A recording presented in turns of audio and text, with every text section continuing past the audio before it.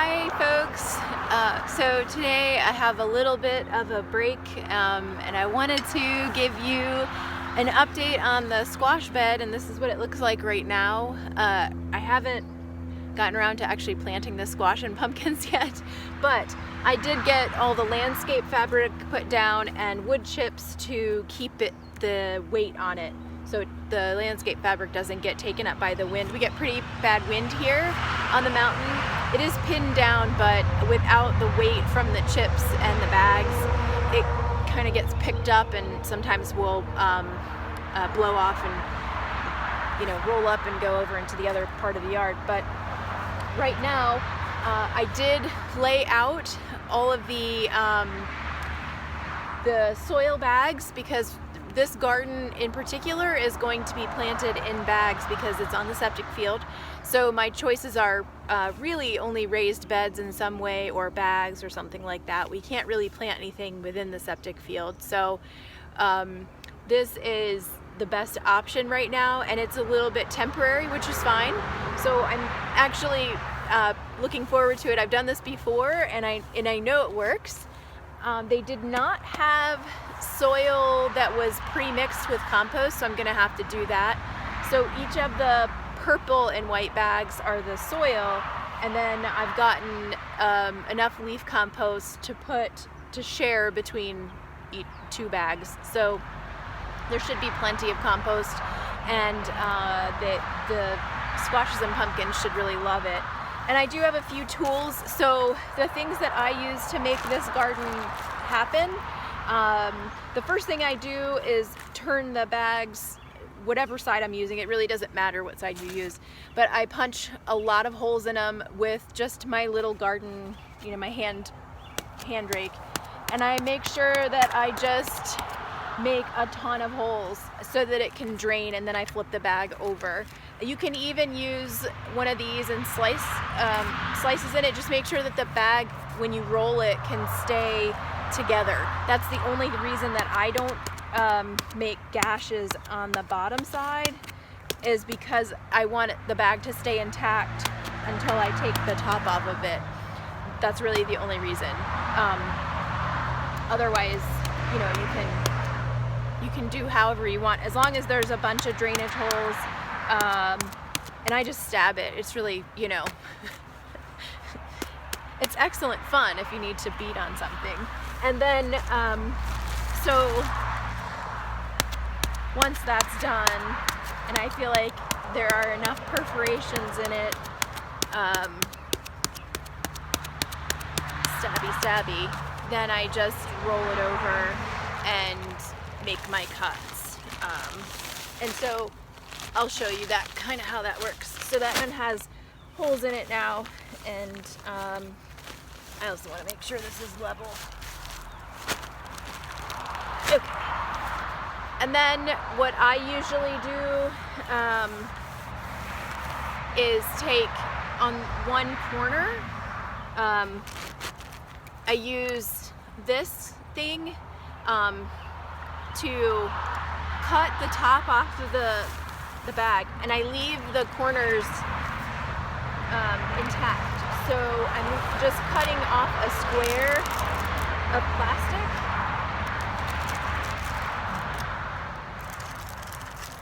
You can do this however you want. This is just what worked for me in the past. So I just cut a square of plastic off. I didn't cut the whole side off. Let me show you what this looks like. So see, I left the corners intact, and then what I want to do is take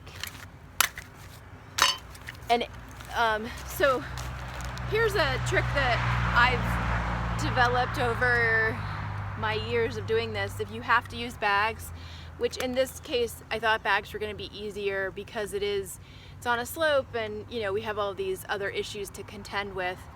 I always slice my bags right down the middle in half, because by the end of the whole process my arms are super tired, and all I have to do is lift up that bag and it splits open, and the compost just kind of falls out. So it makes it a lot easier to work with. For this, you know, I'm just gonna kind of wing it, and I want to add half of this bag of leaf compost to this soil so that I end up with really rich, you know, really rich mix of soil and compost. And it's okay if all of it doesn't make it in there. You know, that's not, obviously we're not gonna be perfect about it. But basically I'm just mixing it in. That's what I want. I want it to be mixed in and good for my seeds to go in. I want them to get a really nice start. So mix in as much as you can, and it's obviously going to be overfilled. The bag is definitely going to be overfilled because you know, we're taking extra compost and putting it into an existing bag. So don't expect too much from your bags. They will be overstuffed, and that's totally okay.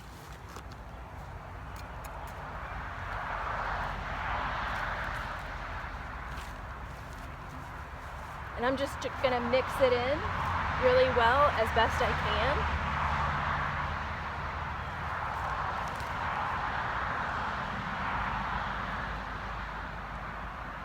I'm gonna break up any of the dirt clods, whatever. And this is leaf compost. I couldn't find my local leaf grow, but this is just as good. It's just leaf compost, so it's not, you know, it's no different. But yeah, I'm just going through and kind of turning it, mixing it, getting the main big clods out, and that's pretty much it. And I end up with a nice little mound. I'll show you what it looks like. When you're done, it should be mounded a little bit, but you can see the mix. There's, you know, this fine stuff is compost, and then there's some soil there. And there's enough compost here that I can add more if I need to, or I can use it somewhere else in the garden. It's not, you know, as long as you add some, your seeds are going to be great. They'll do just fine. And like I said, I've had a lot of good success with this particular gardening method. So let me go grab some seeds, and I'll show you exactly what I do for planting this bag. Okay, so I have 4 different things that are going to go into these bags. I've got 2 summer squashes and then 2 winter squashes. Thought I'd just keep it simple this year. So I've got, for summer, I have just a Black Beauty zucchini squash. I bought this at the hardware store. And then this Golden Summer squash as well. Those are my 2 summer. And then I've got a spaghetti squash and a Waltham butternut, which is a pretty standard butternut squash variety, also from the hardware store. The other ones I got were from M.I. Gardner. It's one of the great seed sources that I know of. And what I'm gonna do is I have 16 bags, so each bag will get 2 seeds, and then so each row will have 1 variety of squashes to put in. So my first one, I probably will put in these, I'm gonna try these Black Beauties. Let's just, and I try not to really damage the package too much because it does have a lot of great information on it.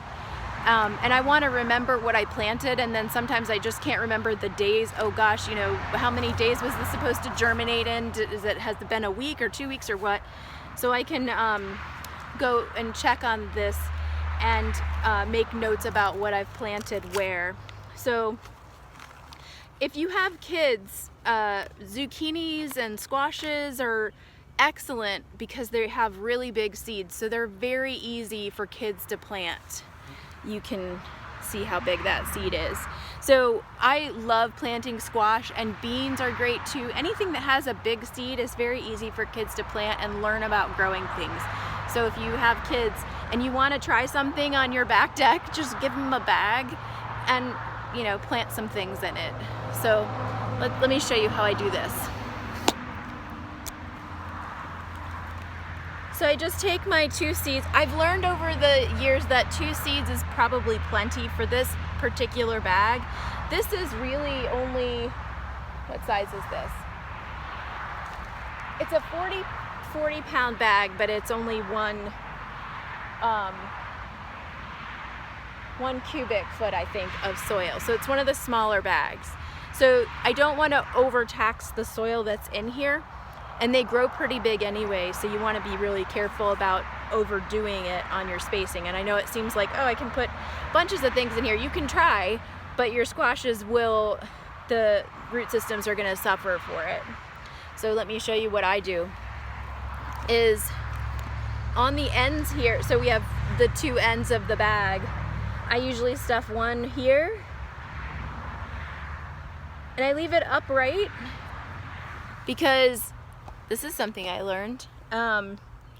Apparently if you leave it flat and you plant it like that, the water can mold your seed before it has a chance to pop out, which I didn't know. I've always planted them on their sides though, because that's the easiest way to push them in. But so, yep, you just stuff it in like that,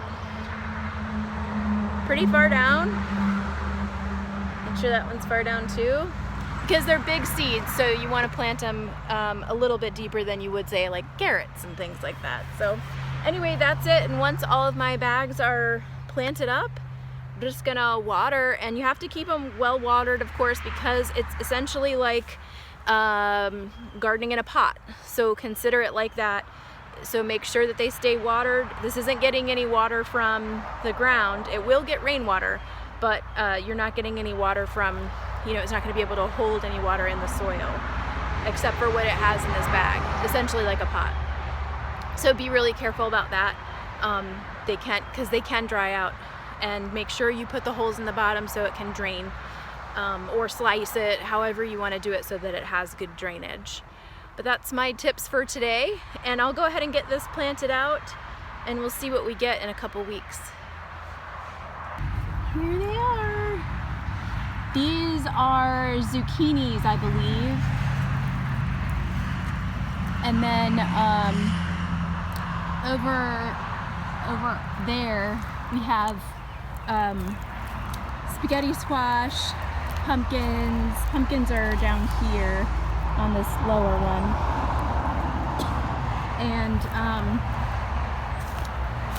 And these, I believe, are butternut squash. So these are the winter squashes over here, and then over here were the summer squashes. So anyway, I am so excited that we've already got little baby squash plants. They both haven't popped up in all of the oh, here we go. See, this is just from this morning. This was not like this morning. This just popped up today. So, and this one too. This was not open earlier today. So that's exciting. So it looks like most of these are gonna have both their plants. If they don't, I'll replant for whatever side doesn't come up. It's super easy, and they'll only be a week behind. So anyway, very exciting. And of course I forgot the 5th thing that I was gonna plant in here. The most important thing is pumpkins. I can't believe I almost forgot about it. These small sugar pie pumpkins, you can find this particular variety at a lot of places. I happen to find them at Territorial Seed Company. That's what this one's from. So I'm using 3 different sources of seeds for this squash and pumpkin patch. So I love these pumpkins. They are big, prolific producers. So I'll probably do I'll do the whole bottom row of these. These trail pretty far, so I know that I need to give them the bottom row because they'll trail all the way down the hillside. At least that's been my experience anyway. So I can't believe I forgot these. They're the most important one. Anyway, so yeah, just if you are interested in growing something fun and edible, these are the good ones to eat too. They're small. You can still decorate them as jack-o'-lanterns, but they're going to be small jack-o'-lanterns. But these are meant for eating. These are pie pumpkins. This is so good. I had one year I had so many pumpkins.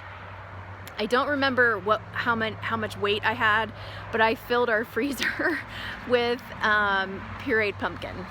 So it was a bumper crop year. I remember that very well. Anyway, so those are the five squash pumpkin things that are gonna go into that patch over there. So I figured while I was doing the squash update, it's a few days later since I did that first piece of the squash where I planted, and then to today, it's about a week later, and I've gotten some things done in the hillside garden. All the tomatoes are planted, all of the peppers have been planted.